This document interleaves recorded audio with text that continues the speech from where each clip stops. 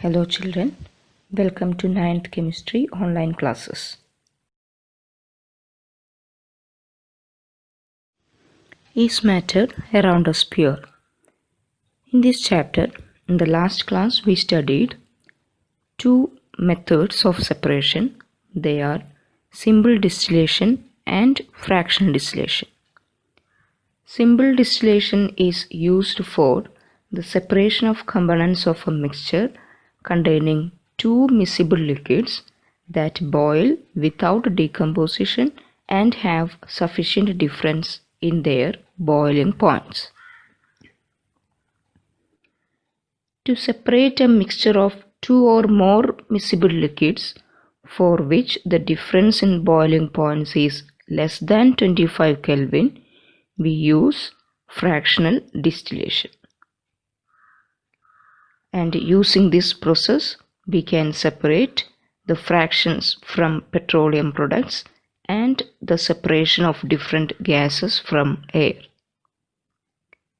So today we are going to learn how we can separate gases, different gases from air using fractional distillation. Separation of mixture of gases from air by fractional distillation. We know that air is a mixture of gases like nitrogen, argon, oxygen, carbon dioxide, etc.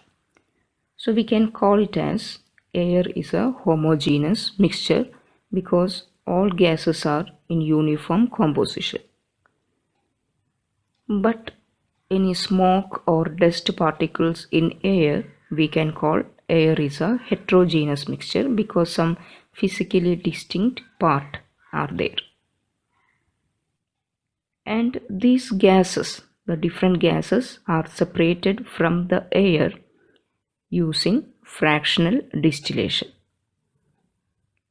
So now we see the flow chart of fractional distillation of air. So here one important point is there.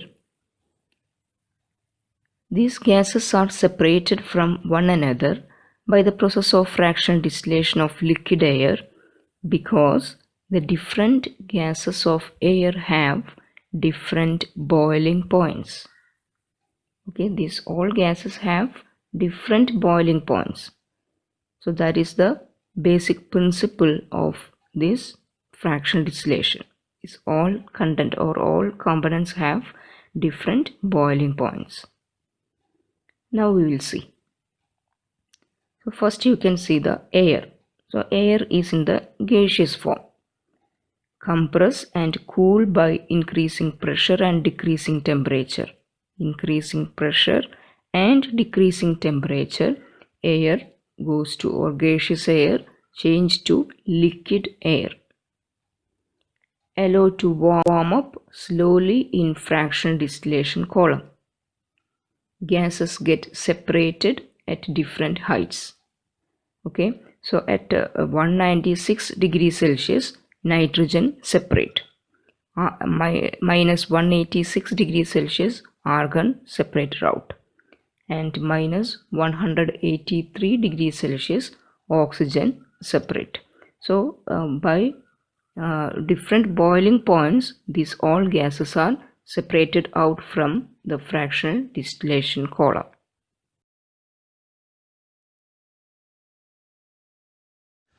Now we will see the detailed fractional distillation of the separation of gases from air. So we already told that boiling point of nitrogen is minus 196 degrees Celsius. Boiling point of argon is minus 186 degrees Celsius. And boiling point of oxygen is minus 183 degrees Celsius. So first the gaseous air is filtered to remove the dust, water vapor and the carbon dioxide. So that carbon dioxide we can separate from here, this part. Okay, but in this sentence we already said together. The air is first filtered to remove the dust, water vapor and the carbon dioxide. So these three things we removed. Then the air is compressed. So here you can see that one air compressor. So using this compressor, air compressed by increasing pressure and is then cooled by decreasing the temperature to get liquid air. So fractional distillation is carried out by liquid form. So we have to convert the gaseous form to liquid form. So this gaseous air changed to liquid air by increasing the pressure and decreasing the temperature. So increasing the pressure done by this compressor. Okay, this compressor is increasing the pressure, and freezing cold water is supplied through this coil. So the air air's temperature is also decreased. Okay, that decreased up to negative or minus 200 degrees Celsius. So minus 200 degrees Celsius means that time the gaseous form of air changed to liquid air. Okay, so this time this separator, you can see here one separator. So here carbon dioxide separated out and the liquid air passed to the fractionating column. This liquid air is allowed to warm up slowly in a fractional distillation column. So here we can warm this air, the liquid air, where gases get separated at different heights depending upon their boiling points. So depending upon their boiling points, the different gases separated out in this fractionating column. Liquid nitrogen has the lowest boiling point, minus 196 degrees Celsius. So it first come up, so that time we can separate nitrogen. Next is argon, that is minus 186 degrees Celsius. We can separate out that also. And oxygen, minus 183 degrees Celsius. And liquid oxygen, you can see here, it collected separately. Okay, so by this process we will get oxygen gas also. So this is the process of fractional distillation of air. So this is very important. Okay, next separation method is crystallization. The crystallization method is used to purify solids or obtaining a pure solid substance from impure sample. For example, the salt we get from seawater can have many impurities in it. Okay, seawater contain many impurities other than sodium chloride or common salt. So to remove these impurities, we use crystallization process. Now we see the method also. Take 10 gram of copper sulfate and dissolve it in minimum amount of water in china dish to make copper sulfate solution. So copper sulfate, our example is copper sulfate. So in that copper sulfate contain many other impurities also. So we can remove that impurities by using crystallization method. So what is the first step? First we have to dissolve copper sulfate in very minimum amount of water. We don't take too much water, very minimum amount of water. So we will get a solution of copper sulfate. So here you can see that this is the copper sulfate solution. Filter the solution to remove insoluble impurities. So in the first step onwards, we just filter the solution. So in that step, we can remove some impurities. Heat the copper sulfate solution gently on a water bath to evaporate water and obtain a saturated solution. Then stop heating. And after remove the impurities by the process of filtration, we heat the copper sulfate solution. Not direct heating on a water bath. Water bath means we boil the water and we kept this dish or this china dish on the beaker. That step we already studied. Do you remember that evaporation technique? Yes, not evaporation. Yes, in the evaporation technique, how we obtain colored dye from black ink or blue ink. That technique we already studied that method. Okay, so that time we evaporate the water and obtain a saturated solution. Then allow a hot saturated solution of copper sulfate to cool slowly. So we get that saturated solution, to allow that solution to cool.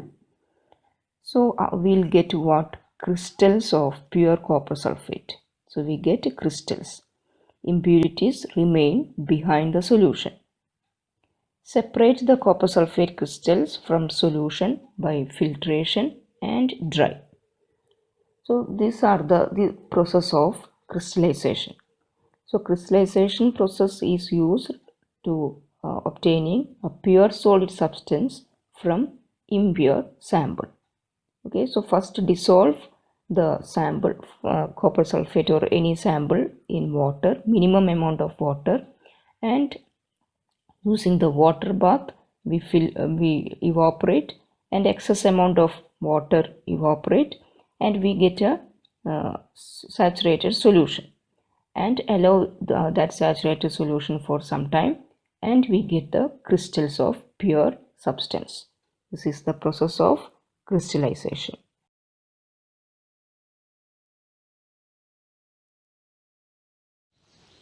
Application of crystallization. Common salt is purified by the process of crystallization. Next is, what are the advantages of crystallization over evaporation? Both techniques are same, not same. Evaporation and crystallization, first process is evaporation, and we'll see what are the advantages by using one example. Some solids like sugar decompose or get charred or degrade on heating to dryness during evaporation. So by the process of evaporation, we have to evaporate all the whole part of water content. Then only we get solid sugar. So we are waiting for that much time. It's a chance to chart off that sugar or decompose the sugar, and its color change to brown.